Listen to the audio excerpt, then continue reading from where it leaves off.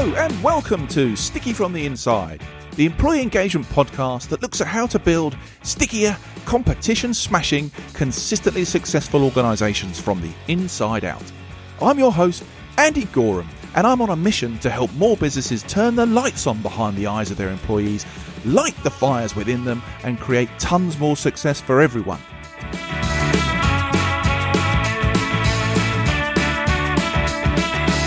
This podcast is for all those who believe that's something worth going after and would like a little help and guidance in achieving that. Each episode, we dive into the topics that can help create what I call stickier businesses. The sort of businesses where people thrive and love to work, and where more customers stay with you and recommend you to others because they love what you do and why you do it. So, if you want to take the tricky out of being sticky, listen on. Okay, we are living in a rapidly changing and frankly crazy world right now. One moment we're fighting off a pandemic, the next we're battling to pay our bills and worrying about global conflict. Whoever said that change was a constant wasn't lying. One thing, though, that does remain constant, at least on this podcast, is our obsession with helping people lead more fulfilling work lives and turning around the juggernaut of the reportedly poor levels of employee engagement globally. Or should that be the quality of employee experience? And actually, what's the difference between those two things? And does it really matter? What's for sure is that our working environment is in a state of flux right now. In the UK recently, we've had Lord Alan Sugar saying people working from home are just lazy gits. And the Prime Minister himself, Boris Johnson, saying we all get a bit too distracted by coffee and cheese when we work from home. So why don't we all head back to the office? Whatever happened to hybrid working being the saviour of work? So just what is the way forward? Well, today I'm joined by Emma Bridger, who's the Managing Director of People Lab and who literally wrote the book on employee engagement. Her book, Employee Engagement, there is the clue, has just been updated as the world of employee engagement experience has evolved. As one of the world's leading employee engagement and experience experts who works with organizations to help them design and create great employee experiences which empower people to be their best, who better to hear from to help pick through all this stuff and see if we can see the wood for the trees. Welcome to the show, Emma. Thanks, Andy. Delighted to be here. Really good to have you. I would say a bit of a coup for the podcast to get you on here with all of your knowledge. Just for people listening, Emma, could you just do us a quick favour? Just give us a brief introduction to you, what you're currently looking at, the things that are sort of sucking the brain at the moment. Yeah, thanks. So I'm Emma. Nice to meet you. And I run a company called People Lab, which I've been doing for 13 years now, which has just flown by. Wow. Yeah, so I kind of started my career as an academic. I was a behaviour change psychologist and I loved it. And I went to the world of health psychology, did some really interesting stuff there, which is probably subject for another podcast maybe. And I kind of fell into the corporate world, facilitated by a move to Brighton, and there weren't any lecturing posts going. So I just started applying for jobs. I fell into the corporate world and absolutely loved it. And that was at the end of the 90s, or 98, so showing my age here. And at the time, no one was talking about employee engagement or employee experience. And I kind of had this slightly weird role. I worked for worked in an OD team, originally kind of looking after well-being because that had been my background from a health psychology point of view. I did a lot of health promotion work. So that's kind of how I got in there, and also internal comms. So I had a really weird portfolio of work. So well-being, internal comms. I looked after this, what was called the corporate social responsibility strategy at the time. Oh, CSR. Exciting stuff. Yeah. And I just did all this kind of really random stuff. And I go to conferences and speak to people, and people be much more sort of, I suppose, they just did internal comms or, maybe CSR or whatever it might be. And I sort of said, well, just do a bit of all this stuff. And when the term engagement, I first started reading about it, I found it actually quite helpful because I could kind of give a label to all the stuff I was doing. Actually, all the stuff I was doing was about helping to engage people at work. So helping people to be their best selves at work, to thrive at work, all that good stuff. So that's kind of how I kind of fell into it. And then I did 10 years in-house and set the business up 13 years ago because I'm really passionate about the fact that work should not be a miserable experience. And actually, it's really obvious, right? But great things happen when we get it right with our people. So that's kind of how I fell into this world. And I think, your point around EX and engagement, employees have always had experiences, good, bad, or ugly. But now we're actually thinking about them. We now realise that it's pretty important to try and help individuals have good experiences at work, because that's good for everyone, right? So quite excited by the fact that there's an increased focus on experiences. But people like us, we have always been involved with intentionally designing great experiences for our people. That's always happened, no matter what world we've been in. But I think now the focus is much more acute on the experience of our people, which is great news. It is. And thinking always helps, Emma, doesn't it? Having a little bit of time to think and really assess things and get into it and find the right way forward always helps. And I think it's fascinating just listening to you there about your background and then how it all gets wrapped up in engagement. And I think that's one of the things about this topic that I absolutely love, because engagement is clearly the output of a lot of other things. All of this communication, even the link to CSR, what drives the business and how you can link that to what drives the people, and that looking for that nirvana of engaged people. But we'll get stuck into all of that, no question, and hear a bit more about how the books needed to be updated. And I guess with that in mind, I mentioned in the intro about this sort of changing landscape that we're dealing with from a work perspective. So what is going on as the expert here? What has happened? What is happening to the world of work landscape right now? And how has that influenced you updating the book? Yeah, I think it's a really good question. I think, the world of work is constantly changing. Okay, we talked about change being constant. And I guess it's quite easy to look at COVID and think that a lot of the changes we've seen, like, the increased digitization of working, hybrid working, was facilitated by COVID. But actually, that's not the case. These changes were already happening. I think about my career. I've always worked in a hybrid way, since the 90s. It just suited the kind of work that I've done. But I think what we've seen is that COVID has just kind of really accelerated that pace of change. So, one of the clients we work with, they're a large central government body. They had a plan before COVID to roll out MS Teams to their workforce, many, many thousands of people. And I think they had kind of a 3-year project plan. They did it in 3 weeks. Right. So that was, that's kind of one of the benefits, I guess, of the need to quickly be able to talk to people virtually rather than in person. So, these changes are already happening. So we're already seeing, people start to question the hours they spend at work. That was already happening. People already start to say, actually, work-life balance, the idea of a 4-day working week was around before COVID, hybrid, flexibility. We've been talking about flexibility for a long time. We've been talking about, greater diversity and inclusion for a long time.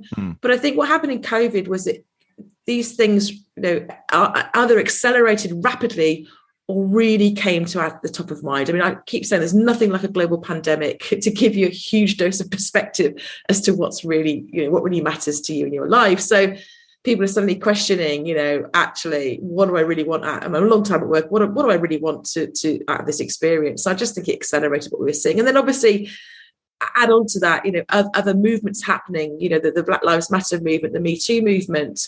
And we've got all of these, all these things going on, which has kind of created this, I guess, this real groundswell of employees having more power in how they experience work, which is a good thing, right? Power is kind of quite an emotive word, I think, but I've used power in a very positive way here. So suddenly employees are saying, I'm not going to put up with this anymore. And I've actually, this isn't good enough, in the way that perhaps customers do and have done and will continue to do. Employees are starting to kind of question, I think, the way they're treated at work a lot more, accelerated by the global pandemic. I think that's really interesting, isn't it? Because my background in hospitality and having worked in the States for a while, the parallels between a British customer complaining and an American customer complaining were kind of like night and day. But I always believed the fact that because that customer base was so vocal, the service industry in the States didn't have a choice, right? It had to react to create better experiences. Whereas we're all guilty, I think, in Great Britain of sitting in a restaurant, being served something that is less than good. And when the waitress comes to you and says, "Is everything okay?"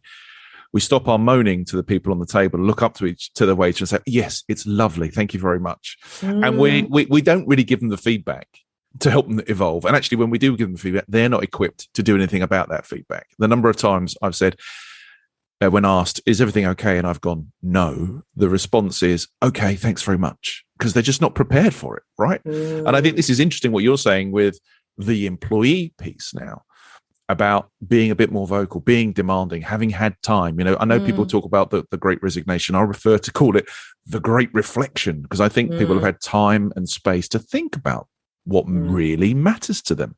And I think from my perspective, this is what's coming through, right, in engagement experience from an employee perspective, people being more vocal, looking over the fence and seeing what's happening elsewhere and saying, actually, why can't I have a bit of that? And why aren't you doing that? Is that what you mean? Is that where you're going with it? Yeah, definitely. And I think that we're talking about this a lot actually over the last week, about this kind of changing nature of work and why is that? And I think that there's lots of things that are going on. I think one of the things is that we've learned a lot. You think about, the idea of the modern workplace is quite a new thing, right? So I think it's fair enough that we didn't really know our kind of, a few generations ago, didn't really know what they were doing. And they had best intentions about your productivity or what have you, but they got it wrong. And then we realized we got it wrong. So the kind of directive carrot and stick model doesn't really work. We don't get the best out of people like that. And we've adapted and changed, perhaps not as quickly as some of us would like, but we now know that a kind of coaching conversation is a far more effective kind of facilitator of change than a kind of, you will do this because I said so. Yeah. And I think that there's that. I think that, people that work in people functions, the science has kind of helped us to understand better how to motivate people, how to get the best out of people. So I think we've just evolved because we are just understanding far better what works. But I also think that, if you look, especially with social media, that you look globally, people are really owning or becoming more accountable for their lives, their experiences, and we call it internal locus of control in psychology. They're saying, actually, kind of down to me as well. Yeah. If I don't like what's going on in my life, sometimes I don't have the resources to be able to change that. But if I do, then I kind of need to do something about it. And, it's a great example you give there, because I think about the way I was treated when I was at work many years ago. I would not put up with that now. And I always tell this story about when I was pregnant with my eldest son, Harry. I had a fairly new boss and we didn't get on. I like to say it was all him, but I probably wasn't the easiest person to work with. I was probably a young, ambitious know-it-all. But anyway, I remember telling him that I was pregnant, and his first comment was, "Do you know who the father is?" What? Yeah. And I sat there gobsmacked and very upset, but I didn't say anything. I didn't do anything. Now, I'm a hardcore feminist, right? And I was in riot girl bands in the 90s. Yeah, I set up girl only gigs. So I'm, as you know, I'm not frightened of making my voice heard, but I knew it would be career limiting to have that conversation. Here's my boss, and I knew it would be career limiting to challenge him on it. That's crazy, isn't it? I know, yeah, absolutely. And I would not put up with that now. I wouldn't do it. He'd be arrested now. It's shocking. Yeah. But there is this, I guess, this almost unwritten contract that's changing, right, between employer and employee on the back of all of this change we've talked about. And I think, like many places, some businesses are all over that. I mean, it's heartening for me to hear you're talking about, the long time ago in 1998, I was working on well-being. Wow, some people have only just woken up to the whole thing about well-being. So we're all operating on this diode, I guess, of guys at the front pushing stuff and other guys lagging behind, but catching up, I hope. But do you get a sense that this contract is definitely changing? And you talked about power in a positive sense. Is it still changing? Is it still migrating towards the people within an organization? Or if we look at what's going on recently in some of the press and what have you, is it swinging back now to, I guess, the business authority? I don't know. What do you see? I have an optimism bias, so yes, of course, I'm going to say I think it's changing for the good, and it keeps changing. I think when you hear like you mentioned Anna Sugar and Boris, they look so outdated, don't they? They look out fashion. They look outdated. You look at them and go, really, and people aren't. I mean, there may be a few people nodding, right, but most people are saying, come on, we've moved on past that. They look very old-fashioned. It's like, talking about changes, in society as a whole. We talked about, the comment I mentioned before and the Me Too movement, and the world has changed beyond a recognition. There's certain behaviours that are acceptable in the 70s, 80s, 90s that have just not been acceptable now. You say you would get arrested for some of them, Yeah. And I think it's the same in the workplace that, those sorts of very outdated behaviours. I mean, I'm not going to get arrested, but they just look outdated and very, very out of touch. Really out of touch. But I think I don't know. I think it's really interesting because, like you say, there'll be people nodding and people shaking their head. I mean, that is the world, right? I read something the other day in Time. Not that I often get time to read Time. It just popped up, and there was something in there about the dark side of employee engagement, right? And it quoted Elon Musk. I don't know whether you've seen what he said about China. No, right. No. So he said something, I'll get the quote a little bit wrong, but he said something like, there are some super talented, hardworking people in China who strongly believe in manufacturing. I think he was talking about the whole electric battery landscape. And he said, they won't just be burning the midnight oil, they'll be burning the 3 a.m. oil. They won't even leave the office. And the sentiment here was that they're so engaged, they just won't stop. And the piece went on to talk about the connection between engagement and burnout, right? That you're so engaged that you end up burning out, right? And I don't know. I wonder whether in the dark recesses of Lord Sugar's brain is that somewhere is like, people want to work hard and they really, if they're really engaged, they'll work and they won't stay at home and they won't go to the cheese box and all that kind of rubbish. And I don't know. I thought that was an interesting, it was an interesting thing to read, but a worrying thing, because I have a concern that people could interpret this engagement thing on both sides of the coin. Employers can see that and sort of go, engagement, that's just you wanting more out of me. And employers going, engagement, if you're engaged, you'll work harder. I don't know. Does that make sense to you? Yeah, it makes sense. And I think, a few things are kind of unpacking there. I think, for me, engagement is about thriving and being your best self at work. You're not your best self at work if you work until 3 o'clock in the morning. I mean, even myself, I run my own business, and there's some weeks I have to put, quite a few hours in, and it's been one of those weeks this week. And I know I'm not my best. I know I'm not. And I know it's taking me longer actually to do things because my brain isn't there. And there's a whole load of neuroscience. I won't go into it, but check out the work of Sean Aker, who's a brilliant Harvard scientist who talks about happiness advantage. There's a certain level at which, think about the classic bell curve, right? There's a certain level at which we're kind of thriving at our best. And we talk a lot about challenge. Nobody ever says I was really thriving because I was, coming at 9 and leave at 5. And, you look at, this is, quote the Bible here, the devil makes work for idle hands. A lot of people can't cope with, we need purpose in our life, and we need, the idea of if you won the lottery, it's like, what would you actually do? And, the idea for me of not having something to kind of get me up out of bed, it's quite frightening. And then you get into the whole kind of like sort of sociological viewpoint around, the Protestant work ethic and, work is good and we need to work. And I think the term work often has some negative, it's hard work, negative connotations, but the idea of kind of just repositioning that and sort of saying, I've got something that I do in my life that gives me a purpose and fulfills me, makes me feel good about what I'm doing, and also helps me to pay the mortgage or whatever. That's good. And of course, I always talk about those people that perhaps do jobs that aren't great jobs. And I always quote the example of when I was a student and I was trimming lettuces, and it was a horrible job. I hated the job, but I still had purpose because I loved the people I work with, and I had a great laugh with them. It's all about the people, so it doesn't necessarily have to be about the work you do.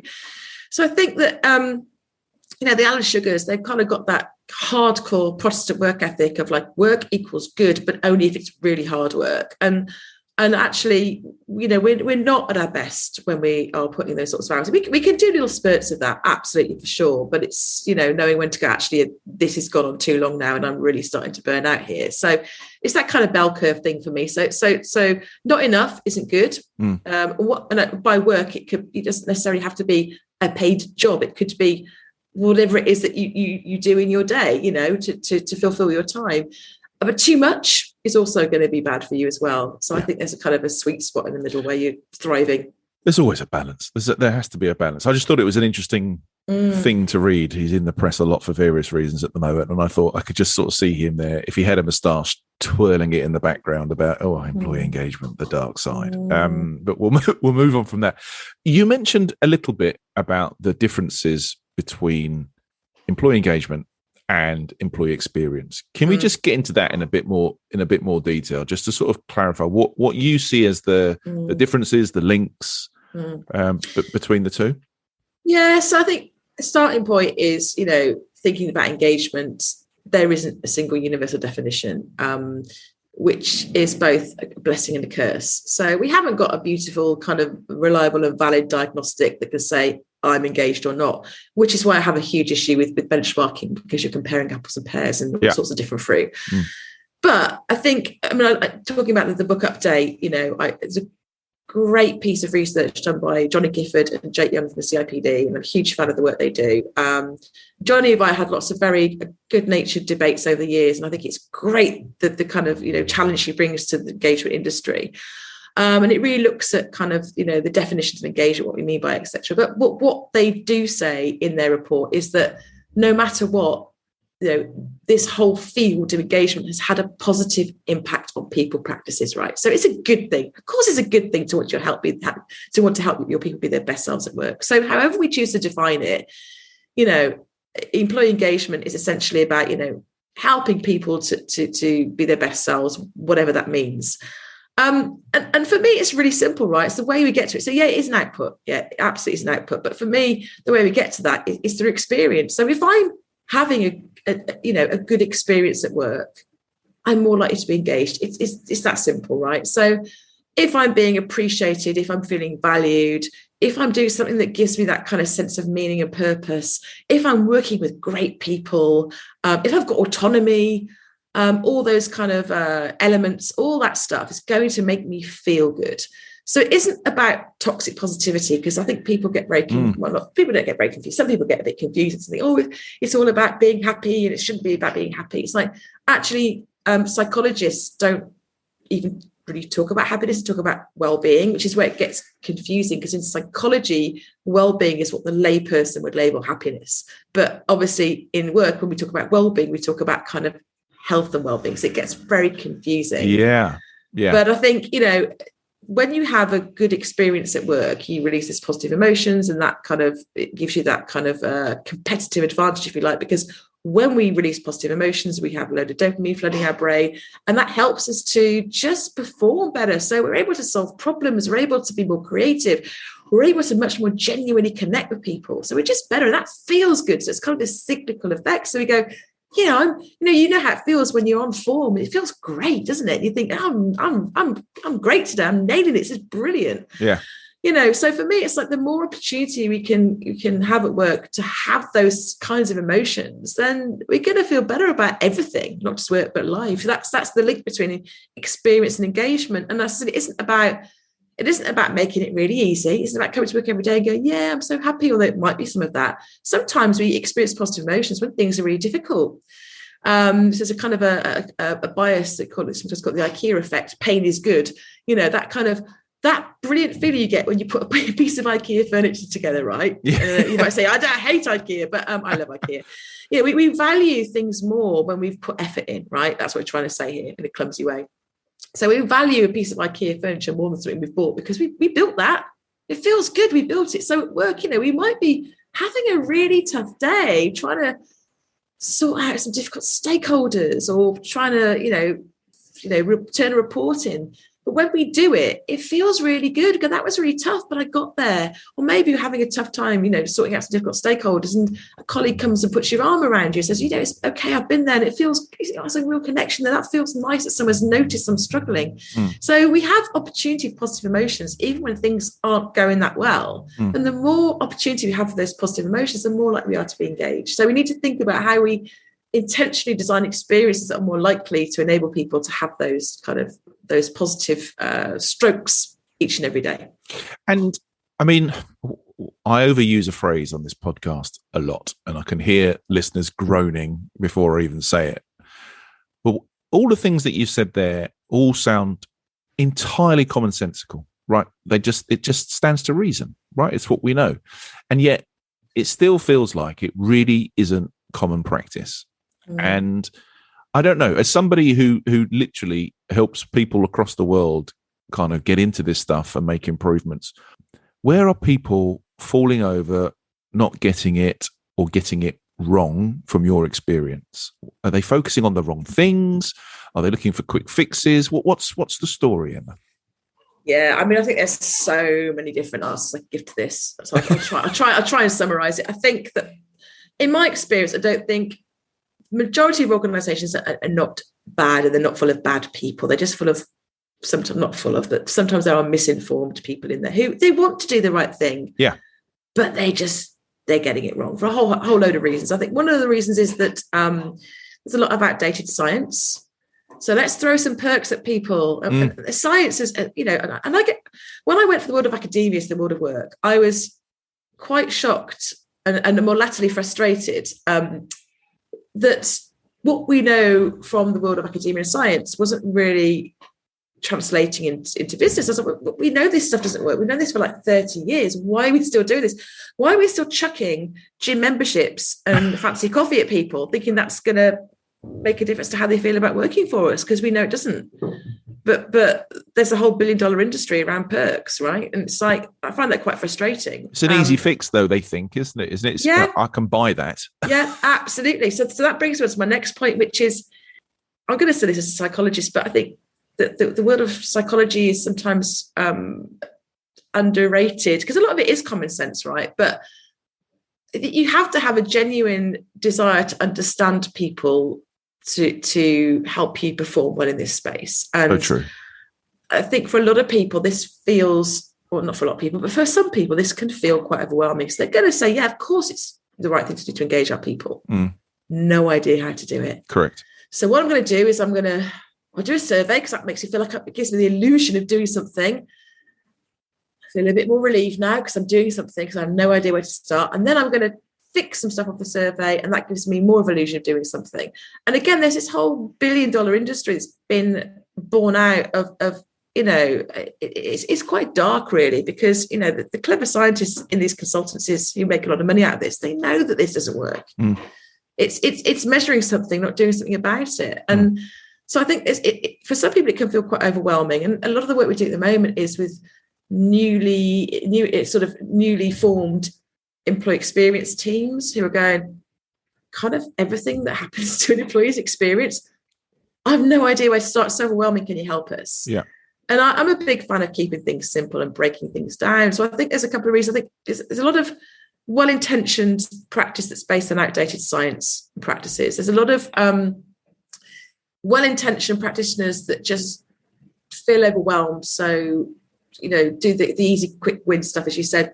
We'll give people some perks and we'll do a survey, and that'll sort it.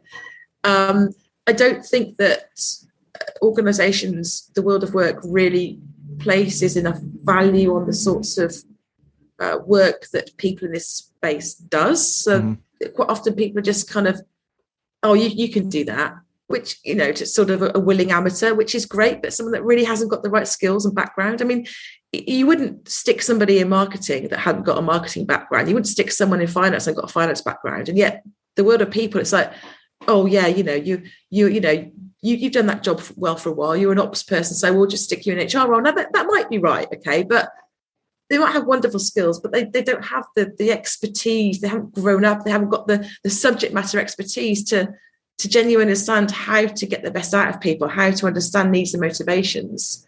So I think that there's a lot of that going on. Like I say, I mean, you wouldn't take me to sit in the finance team because I haven't got a finance background. So why is it okay the other way around? So where would you take back to that example of that experienced team newly coming together who's overwhelmed and doesn't know where to start? What do you say to them? Where do you get them to start? What's your sort of starter for 10, if you like? Yeah, so I think even while you're figuring that out, just get really curious about your people. For me, the shift from a kind of traditional HR approach to an employee experience approach is about really turning up the people side of things. And this is the irony. I mentioned this, I think, already. If I haven't, I'll say it again. But the irony is that we're working in people functions, but we've kind of forgotten about the people. Yeah. So we're really good at designing like competency frameworks or performance development systems that work well for what the organization needs. They align with strategy, they're going to deliver for us, and they work well with the work that people do, but did they actually work for the people? We so rarely ask that question. We so rarely ask you about performance management. What do you need to help you perform well at work? We don't say that, and if we do say it, we say it where people go, "Oh, I want money." I mean, that's not the right answer. So I think there's something around genuinely putting people at the heart of the process, and it isn't about it. I'm a massive fan of involvement, and as you know, I kind of added involvement as my fifth enabler to the engagement success enablers. Yes. But it's got to be more than that. It can't just be, oh well, we've involved them in the design. It goes one step further around, how can you genuinely put yourself in the shoes of the people you're designing for? Do you understand their needs and motivations, their pains and gains? Do you know them, right? That's where it has to start. And then we've got, I've developed an EX landscape model, really to help people get their head around this overwhelming kind of field of EX. And it kind of goes from your hygiene experiences. So, if people got the right tools for the job, do they get paid on time, all that good stuff? And we know that doesn't engage, but we know if you haven't got it there, they'll be very disengaged. They're the table stakes. They get you in the game, right? Exactly.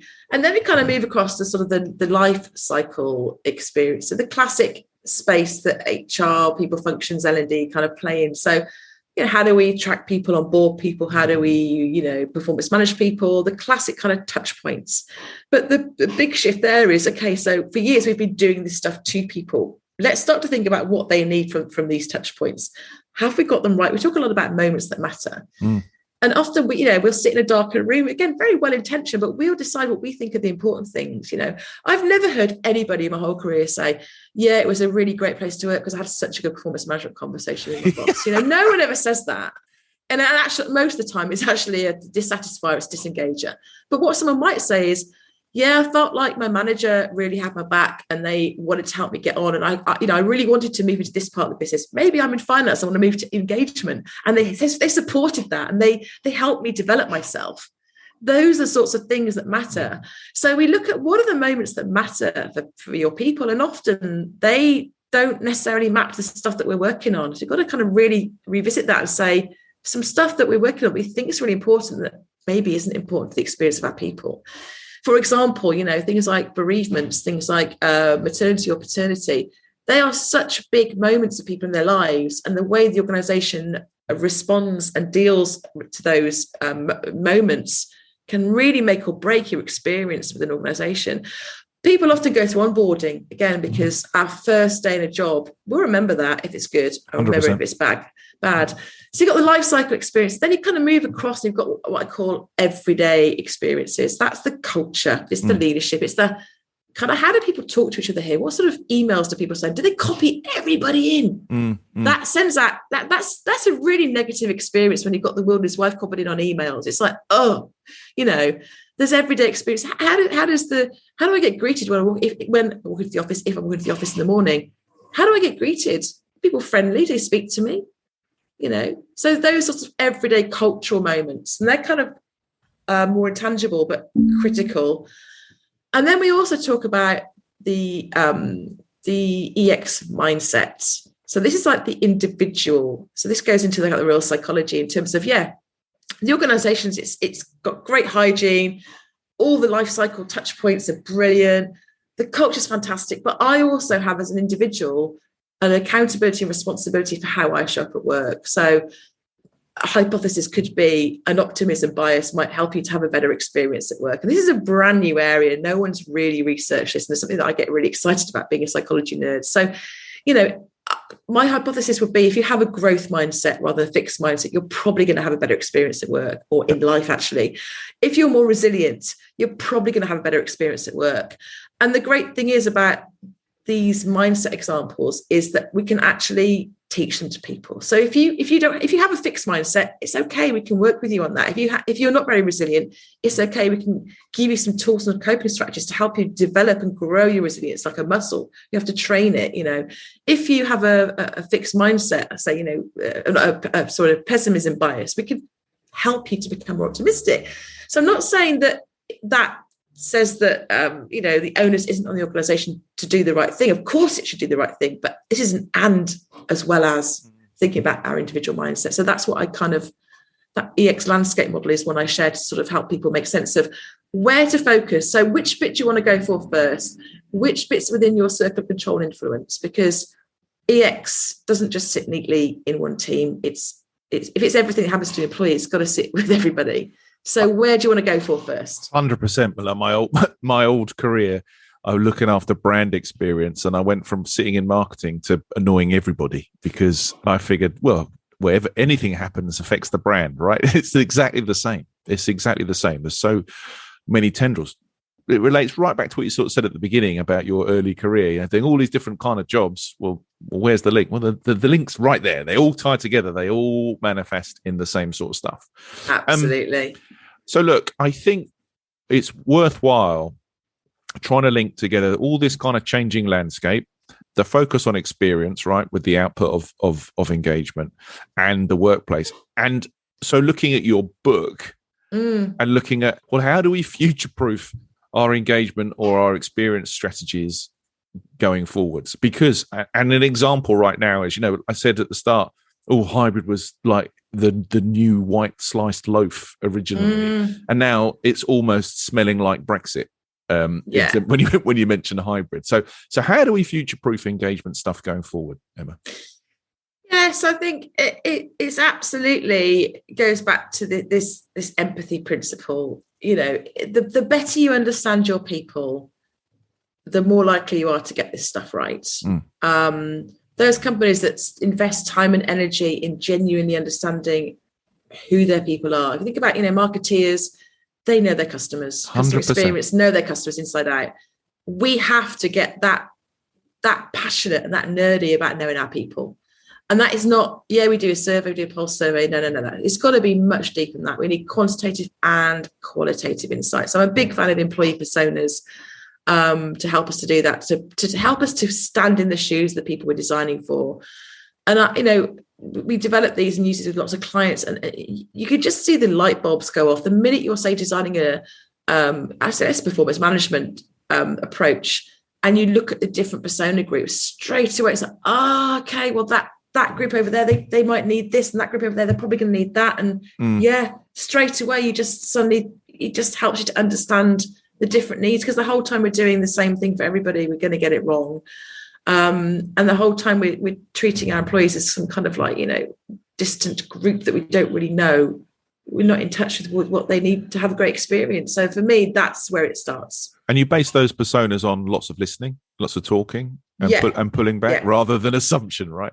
Absolutely. They have to be grounded in insights. So they're not about, you hear it so often, don't you? Nobody likes email, or everybody says this. And often it's just, I don't like email and I say this, it's like the great thing about personas is they're rooted and built on genuine data. So they help you to have those tricky conversations with stakeholders and say, actually, no, this is going to work because we know this about our people, or we know that about our people. So it really helps you to make that case with stakeholders as to what you're doing and why.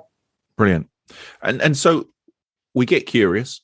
We try and understand more about our employees. Is there anything else that we've got to be focusing in on to kind of help keep ahead, or at least keep in line with all the rest of the changing stuff that's going on?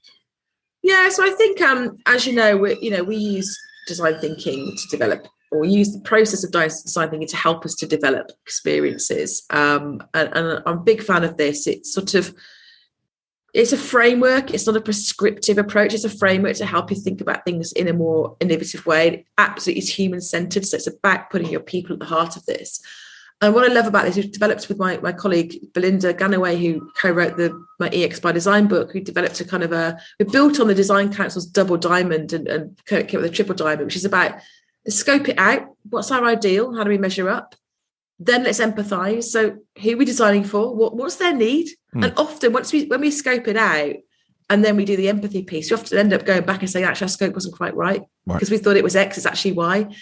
And then we get to the solution space. And I think, in terms of future proofing, I think design thinking is all about experimentation. So, prototyping and testing. So not sitting in a darkened room and coming up with the perfect answer and then rolling it out to great cost and effort and, wasting a lot of time and energy and effort. It's like small prototypes to communicate an idea and get feedback, and then to keep going around that kind of design, experiment, iteration loop so that we land on the right things. And again, our colleagues in user experience design and customer experience design, they've been doing this for years. They know this works.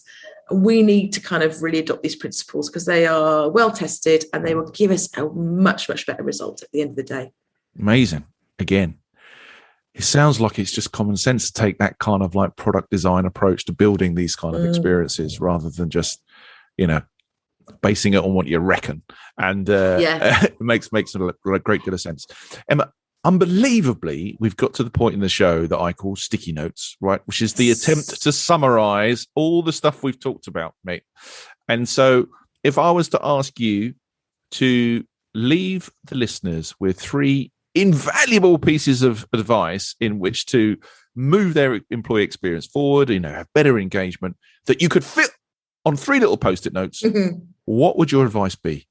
Yeah, so I think my first piece of advice would be never assume what a great experience looks like for your people or what engages your people. Just don't make those assumptions. And I've got an activity that I use called Best Experience. I've mentioned that already. So it's just go out and ask people to tell you stories about when they're at their best and listen to those stories and use those insights to base whatever it is you do next on. So that'd be my first one. Brilliant.